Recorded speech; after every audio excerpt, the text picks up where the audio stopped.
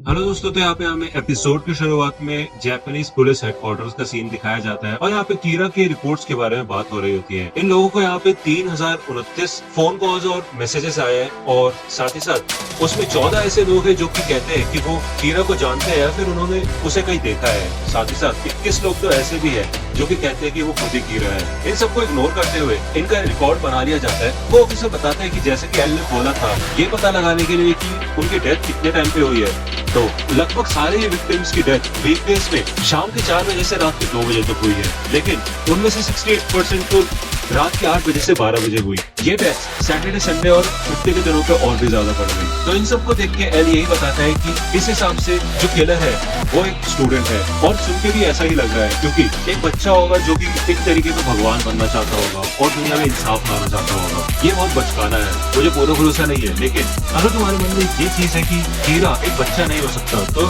ये बात अपने दिमाग से निकाल दो। तो यहाँ पे मात्सुरा बीच में उठता है और कहता है कि मैं ये नहीं कह रहा कि कीरा जो भी कर रहा है वो सही कर रहा है, लेकिन देखा जाए तो जापान में पिछले कुछ दिनों से क्राइम रेट काफी ज्यादा कम हो चुका है। तो यहाँ पे ज्यादातर ऑफिसर मात्सुरा की बात सुन के उसे इग्नोर ही करते हैं और चीफ भी मात्सुरा को बिठा देता है। अब यहाँ पे एल बोलते हैं कि मैं आप लोगों से एक और रिक्वेस्ट करना चाहता हूँ, मुझे माफ करना। मैं ये जानना चाहता हूँ कि जो भी विक्टिम्स मरे हैं क्या उनकी आइडेंटिटी पब्लिकली अवेलेबल थी, जैसे कि उनकी फोटोज वगैरह, या फिर सिर्फ उनके नाम ही नाम अवेलेबल थे। तो यहाँ पे मीटिंग के बाद चीफ होता है और मात्सुरा माफी मांगता है कि मैंने मीटिंग में ऐसी बात बोली। तो चीफ यही बोलता है कि कोई बात नहीं, लेकिन अगर तुम ये कहते कि कीरा जो भी कर रहा है वो बहुत अच्छा कर रहा है और उसको इस बात के लिए अवार्ड देना चाहिए, तो थोड़ी दिक्कत हो जाती है। यहाँ पे दूसरी ओर हमें लाइट का सीन दिखाया जाता है जो कि सायू को पढ़ा रहा होता है, और तभी उनके डैड घर पे आ जाते हैं और सायू वहां से चली जाती है। तो रियो कहता है क्या बात है, बड़े रिलैक्स लग रहे हो। तो लाइट यही कहते हैं कि अगर बाई चांस कभी पुलिस को पकड़ने आती भी है तो भी कहने के लिए मेरे पास ये तो होगा कि मैं और भी चीजें करता हूँ जिससे मैं बच सकता हूँ। जब लाइट नीचे आता है तो हमें दिखाया जाता है कि वो चीफ लाइट का ही पिता होता है और ये लोग डाइनिंग टेबल पे बैठ के बातें कर रहे होते हैं। चीफ लाइट से पूछता है कि तुम्हारी स्टडीज कैसी चल रही है, और उसकी बहन और उसकी मॉम लाइट की तारीफ करते हैं कि वो काफी ज्यादा पॉपुलर है और इंटेलिजेंट भी है, तो उसकी चिंता करने की कोई जरूरत नहीं है। तो यहाँ पे जब ये ऊपर आ जाते हैं तो र्यूक कहता है अच्छा मैं समझ गया, तुम इतने ज्यादा कॉन्फिडेंट इसलिए क्योंकि तुम्हारे डैड पुलिस में है। तो लाइट कहता है हाँ, और इसलिए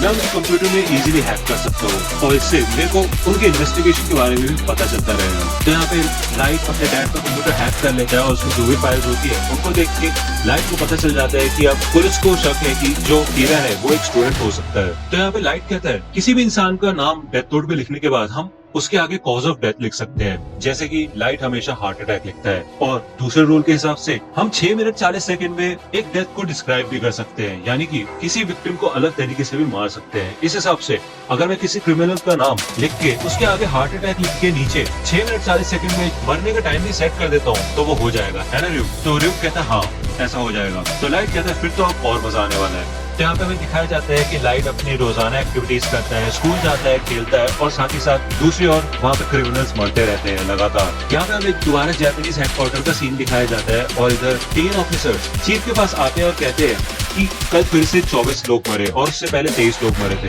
वो कहते हैं इसका मतलब वो जो कीरा है वो स्टूडेंट नहीं है, लेकिन उनमें से एक मेंबर कहता है कि जरूरी नहीं है, 2 दिन को कोई बच्चे छुट्टी ले ही सकता है स्कूल से। तो यहाँ पे एल कहते हैं नहीं, तो उसकी बात समझ नहीं रहे। कीरा हमें इन सबसे ये नहीं कहना चाहता कि वो स्टूडेंट नहीं है, जो मैसेज कीरा हमें देना चाहता है वो ये है कि वो सिर्फ बिना वहाँ पे हुए किसी कल्प्रिट को मार ही नहीं सकता, बल्कि उनके मरने का टाइम भी डिसाइड कर सकता है। तुम खुद ही सोचो, हर घंटे एक क्रिमिनल को मार रहा है, क्यों? जबकि पहले ऐसा नहीं था। और जैसे हमने ये कंक्लूड किया कि कीरा स्टूडेंट हो सकता है, वैसे ही टाइमिंग चेंज हो गई। तुम्हें क्या लगता है, इत्तेफाक है?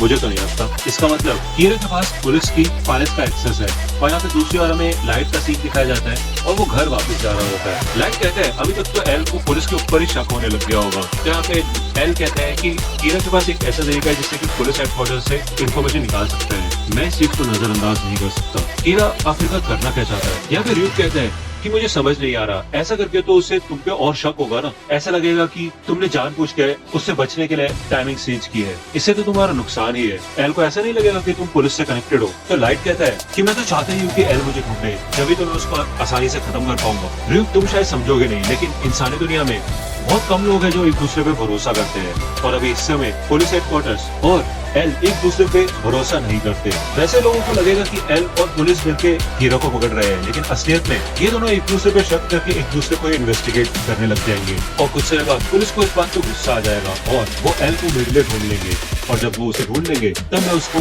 मार डालूंगा। तो यहाँ पे हमें पुलिस हेडक्वार्टर्स का सीन दिखाया जाता है और यहाँ पे 3 पुलिस ऑफिसर्स कहते हैं कि हम रिजाइन कर रहे हैं क्योंकि हमें अपनी जान की पड़ी है, हम अपनी जान खतरे में नहीं डाल सकते, क्योंकि अगर मैं कीड़ा होता तो मैं सबसे पहले उन्हीं लोगों को मारकर जो कि मुझे पकड़ने की कोशिश कर रहे हैं। भले ही पहले एल ने काफी कमाल का स्टंट किया था पूरे शहर के सामने और कीड़ा को चैलेंज किया था कि मुझे मारो, लेकिन असलियत में तो उसको अपना चेहरा और नाम दिखाने की कभी जरूरत ही नहीं पड़ी और वो तो दिखाता भी नहीं। लेकिन हम पुलिस ऑफिसर्स हमेशा अपने ऊपर एक बैज लेके घूमते हैं जिसपे हमारा नाम और फोटो दोनों होती है। कोई भी बंदा जिसके पास कंप्यूटर है वो हमें आसानी से ढूंढ के मार सकता है। और एल ने रिक्वेस्ट की थी ये देखने के लिए कि जो क्रिमिनल्स है उनकी आइडेंटिटी कैसे रिवील की गई थी, तो हाँ एल सही था, उनका नाम और फोटो दोनों पब्लिकली अवेलेबल थी, इसलिए वो लोग मरे। और वैसे भी हम यहाँ पे अंधेरे में छुप के काम नहीं करते, हमें तो आगे रह के काम करना पड़ता है, एल की तरह नहीं। तो हमें क्षमा करो, हम यहाँ से जा रहे हैं। तो यहाँ पे दूसरी ओर हमें लाइट के क्रैम स्कूल का सीन दिखाया जाता है और यहाँ पे र्यूक बाहर देखता है, उसे दिखाई देता है कि कोई बिल्डिंग के कोने पे खड़ा हुआ है। यहाँ पे दूसरी ओर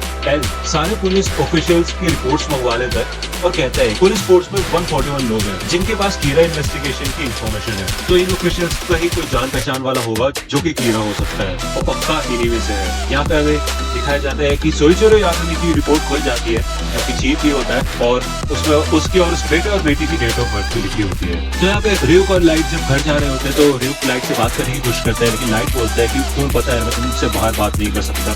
तो र्यूक कहता है ऐसा है कि तुम बस मेरी बात सुनो और कुछ बोलना मत। मैं तो बता देता हूँ कि डेथ नोट तुमसे बेहतर किसी इंसान को नहीं मिल सकती थी। मैं नहीं तुम्हारे खिलाफ हूँ नहीं तुम्हारे साथ हूँ, मुझे तुम्हारे साथ तब तक रहना है जब तक ये टूट खत्म नहीं हो जाती या फिर तुम मर नहीं जाते। मैं एल की भी साइड नहीं हूँ, ना ही मैं तुम्हारी साइड हूँ। तो लाइट कहता है हाँ मुझे पता है ये बात। र्यूक कहता है कि मैं तुम्हें कभी नहीं कहूंगा कि जो तुम कर रहे हो वो सही है या फिर गलत, लेकिन मैं तुम्हारा रूममेट हूँ, तुम्हारे साथ ही रहता हूँ। तो लाइट कहता है तुम्हें हो क्या गया है, ऐसे बात तो नहीं करते तुम। तो यहाँ पे र्यूक कहता है कि मैं कीड़ा तो कोई सपोर्टर वगैरह नहीं हूँ, लेकिन इस चीज से मुझे भी दिक्कत हो रही है, तो मैं तुम्हें बता दूं कि कोई इंसान तुम्हें लगातार फॉलो कर रहा है। यहाँ पे दिखाया जाता है कि पीछे से कोई आता है और वो लाइट को देख के छुप जाता है। तो यहाँ पे लाइट भी थोड़ी देर के लिए रुकता है, लेकिन वो फिर से चलना शुरू कर देता है। तो र्यूक कहता है यार इसने मेरे को तंग करके रख दिया है, भले वो मेरे को देख नहीं सकता लेकिन मैं तुम्हारे पीछे ही रहता हूँ, इसलिए मुझे लगता है कि वो मुझे देख रहा है। तो लाइट कहता है ये तो बहुत दिक्कत वाली बात है, मुझे इससे जल्द से जल्द छुटकारा पाना होगा। यहाँ पे लाइट घर पे आ जाता है और वो खिड़की से देखता है नीचे, लेकिन वहाँ पे कोई नहीं होता। वो कहता है कि क्या इतनी जल्दी एल ने पुलिस को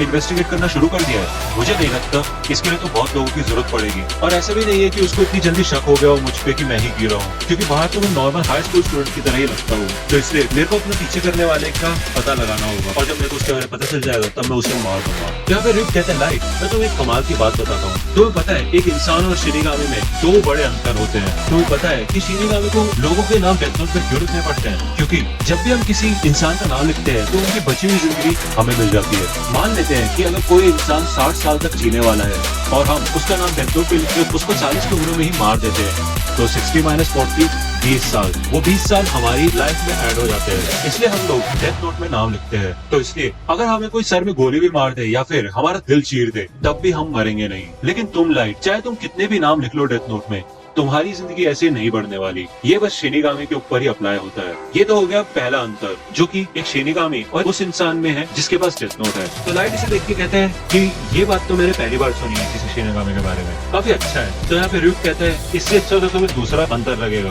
लेकिन ये जिंदगी को बढ़ाने के नहीं बल्कि जिंदगी को कम करने के बारे में है। तुम्हें पता है जब भी कोई शिनिगामी एक इंसान को देखता है तो उसे उसका नाम झट से पता चल जाता है। तुम्हें पता है ऐसा क्यों? क्योंकि हमारे पास शिनिगामी आइज है और मैं इस समय जब तुम्हें देख रहा हूँ तो तुम्हारे सर के ऊपर तुम्हारा नाम और तुम्हारी बची हुई जिंदगी दिखाई दे रही है। तो यहाँ पे लाइट चौंक जाता है और र्यूक कहता है हाँ मेरी आंखों में मैं तुम्हारा नाम और लाइफ स्पैन अभी देख रहा हूँ, और अगर मैं उसे ह्यूमन टाइम में कन्वर्ट करूँ तो मैं बता सकता हूँ कि तुम्हारे पास जीने के लिए कितने साल बचे हैं। लेकिन भले ही मेरा मुंह इतना बड़ा है, तुम मेरे मुंह से ये बात कभी नहीं निकलवा पाओगे। तो इसलिए एक शिनिगामी को कभी भी ये दिक्कत नहीं होती कि उनको किसी इंसान का नाम नहीं पता जिसे उन्हें मारना है, और साथ ही साथ उन्हें ये भी पता होता है कि उनकी जिंदगी में कितने साल ऐड होंगे। हमारी आंखें बहुत अलग है। तो ये हो गया दूसरा डिफरेंस तुम्हारे और मेरे बीच में। लेकिन मैं तुम्हें एक बात बताऊं, जिस शिनिगामी ने इंसानी दुनिया में डेथ नोट गिराई होती है और जो इंसान उस डेथ नोट को उठाता है वो शिनिगामी अपनी आंखें उस डेथ नोट के ओनर को दे सकता है। तो यहाँ पे लाइट शॉक हो जाता है और र्यूक कहता है लेकिन सिर्फ तब जब डील हो, जो कि काफी पुराने समय से चली आ रही है। तो लाइट कहता है डील? तो र्यूक कहता है